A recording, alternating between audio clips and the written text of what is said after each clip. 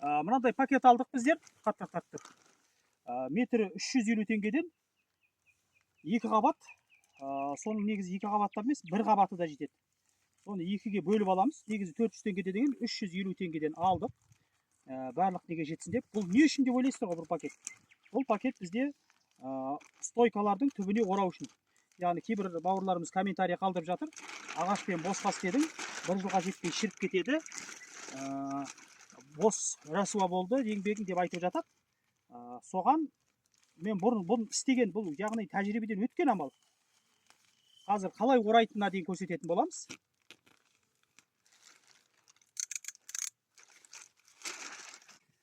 Міне пакетті мынандай қылып аламыз.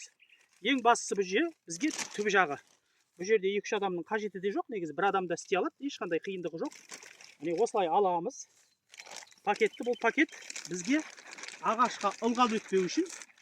Ал ылғал өтпейтін болса, ағаш еш шірімейді.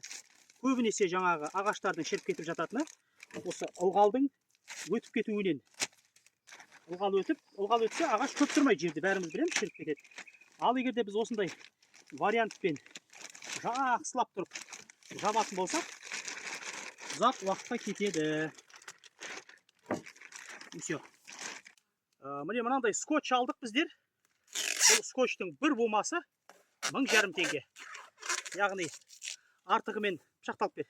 Артығымен болсын деп осындай алдық.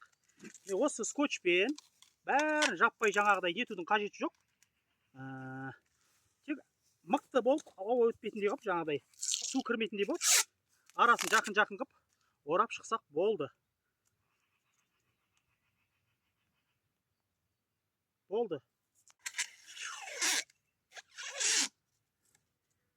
Міне, осындай вариантта орап шығамыз міне.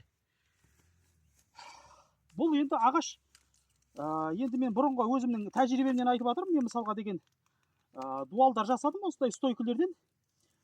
Мен 10 жыл кетті, 10 жыл болғанның өзінде ешқандай болған жоқ. Өткен түбі осындай мықты герметика жасалса, ештеңе де болмайды.